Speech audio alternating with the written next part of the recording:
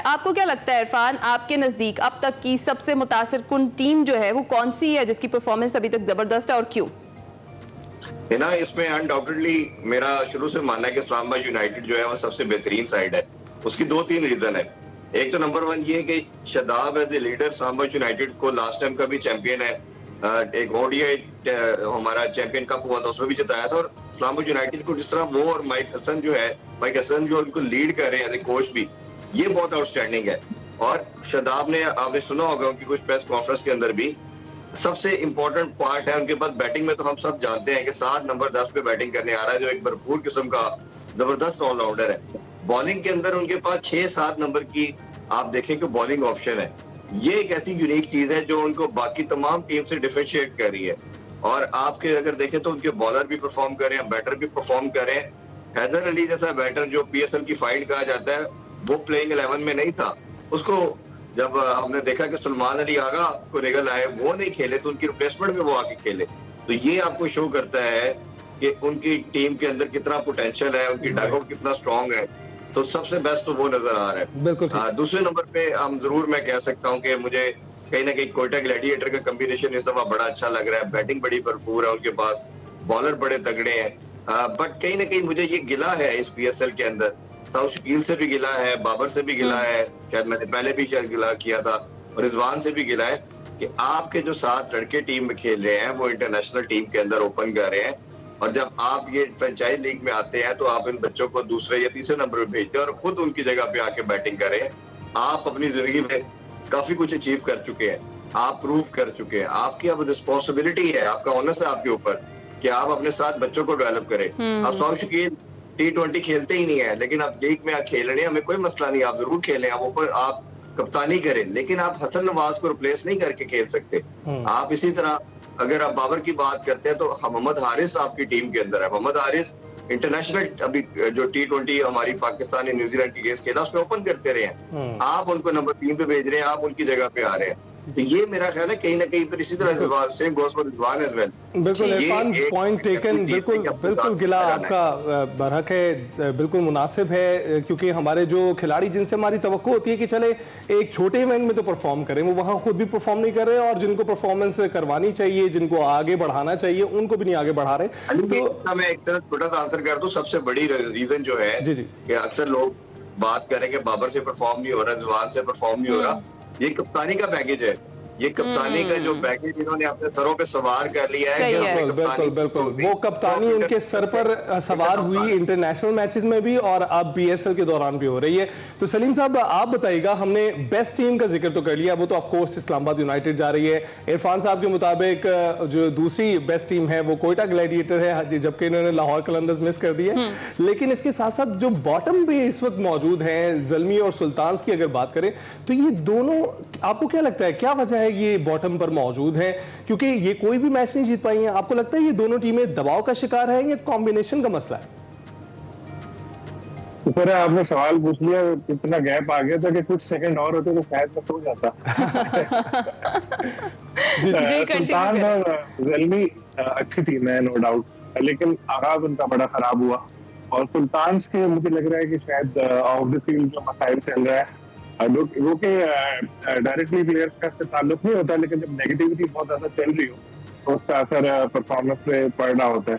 फिर जो उनके कैप्टन है रिजवान, नेशनल कैप्टन भी है, जिस तरह टीम हारी और क्रिटिसिज्म उनके ऊपर आया, फिर जो कोचेस वगैरह के ऊपर उन्होंने इनडायरेक्टली सिलेक्शन कमेटी में भी इस तरह के इशारे किए, तो बहुत ज्यादा मेंटली शायद वो अपसेट है। फिर उनकी इंग्लिश को लेकर जो उनका मजाक उड़ाया गया, फिर जो उन्होंने प्रेस कॉन्फ्रेंस में कहा इंटरव्यू में कि जी मैं अब इंग्लिश में बात नहीं करूंगा, ये सब इस जानिब इशारा कर रहे हैं कि कहीं ना कहीं कुछ ना कुछ गड़बड़ ऐसी चल रही है। वो कुछ ऐसी बातें भी हैं जो टीवी पे नहीं कही जा सकती उनकी टीम के साथ। तो ये सारे जो मसले मसाइल उनके हैं, उसकी वजह से उनकी परफॉर्मेंस पे फर्क पड़ा है। तो इसी तरह अगर हम ज़ल्मी की बात करें तो ज़ल्मी का जो अगर हम देखें तो उनकी जो टीम है वो इतनी अच्छी नजर नहीं आ रही सेलेक्ट हुई भी। फिर बाबर पे बहुत ज्यादा उनका इन्हिसार है, और 2 मैचों में उन्होंने 1 ही रन बनाया है। साइम अयूब एक मैच में अच्छी इनिंग उन्होंने खेली, दूसरे में नहीं खेली। ओवरऑल अगर हम देखें मसाइल दोनों टीमों के साथ नजर आते हैं। लेकिन बात फिर वही है कि ये बहुत वर्ल्ड क्लास प्लेयर्स हैं, चाहे वो बाबर हो चाहे रिजवान हो, साइम भी अपने आप को मनवा चुके हैं।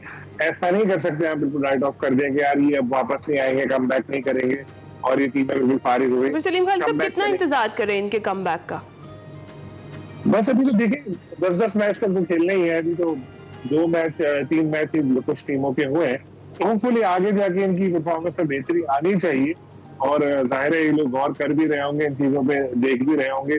जैसे इस्लामाबाद यूनाइटेड की हम बात करें, इस्लामाबाद यूनाइटेड हर साल इधर बेहतरीन परफॉर्म करती है, यूजुअली हमेशा की अच्छी रहती है, सबसे बैलेंस टीम नजर आती है, क्योंकि जो रेहान उनके जो टीम बनाते हैं मिलके दूसरे लोगों के साथ, या शादाब है, ये सारे लोग एक जेल हुए हैं। यूनाइटेड सिर्फ नाम में उनकी नहीं आता, वैसे भी ये टीम बिल्कुल यूनाइटेड है। चले स्क्वाड सिलेक्शन से लेकर प्लेइंग 11 और बाकी सारी चीजों में ये लोग मिलकर खेलते हैं और डाटा को बहुत ज्यादा अहमियत देते हैं और फिर इसको प्रूव भी करते हैं कि हम अगर ऐसा कर रहे हैं उसका फायदा हो रहा है। राइट, तो और सलीम कलंदर आज जो मुकाबला होने वाला है कराची किंग्स और कोयटा ग्लैडिएटर्स के दरमियान, उसमें कौन सी फेवरेट टीम आपको दिखाई दे रही है?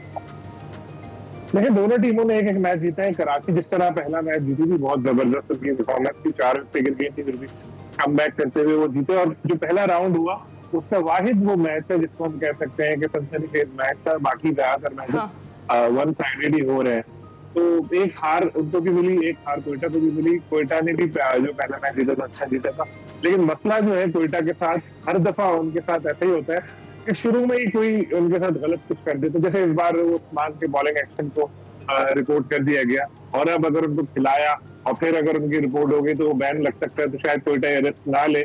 लेकिन वो इतने अरसे से खेलते चले आ रहे थे, उन्होंने नेशनल T20 कप भी खेला, जिस अंपायर ने एहसन रजा ने उनको रिपोर्ट किया, जाहिर है वो डोमेस्टिक क्रिकेट में भी होंगे, उन्होंने बाकी क्रिकेट भी खेली, फर्स्ट क्लास मैचेस भी वो खेल चुके हैं पहले। और रिसेंटली क्यों इस चीज को नहीं उठाया गया, सिर्फ PSL में आते ही डायरेक्ट क्यों ऐसा किया गया? माजी में भी कोयटा के साथ ऐसा हुआ था, एक दफा उमर अकमल को कहा कि जी ये इन्होंने रिपोर्ट नहीं की और उनको शुरू में ही कोयटा की टीम से बाहर कर दिया गया था PCB में कि जी ऐसा हुआ है, बाद में कुछ साबित भी नहीं हुआ। इस तरह की चीजें एक ही टीम कोयटा ग्लैडिएटर्स के साथ क्यों होती है, इसको जरा देखना पड़ेगा, क्योंकि सब लोगों ने पैसे लगाए हुए, इतना इन्होंने इन्वेस्टमेंट की है और शुरू में इस तरह की हरकतें होकर इन लोगों का मोराल डाउन हो जाता है, कॉम्बिनेशन खराब हो जाता है, तो ऐसा होना नहीं चाहिए और जरा देखना पड़ेगा। बिल्कुल ठीक है। Irfan, what's your take? आज के मैच में कौन सी टीम आपकी फेवरेट है और प्रीवियस परफॉर्मेंस को देखते हुए आपको क्या लगता है कि आज का मैच कौन जीतेगा? देखिए मैंने जिस तरह पहले कहा, मुझे ज्यादा बैलेंस जो साइड नजर आ रही है वो कोयटा आ रही है, बट कराची के पास एडवांटेज उनकी बैटिंग का है और कराची का माइंडसेट जो मुझे नजर आ रहा है वो यही है कि अगर हम टॉस जीतते हैं तो हमने चेस की तरफ जाना, और अभी तक जितने मैचेस हुए हैं वाहिद एक वही मैच है वो जीते हैं जो चेस करके जीते, अदरवाइज जिन टीमों ने पहले बैटिंग की है वो मैचेस जीती है।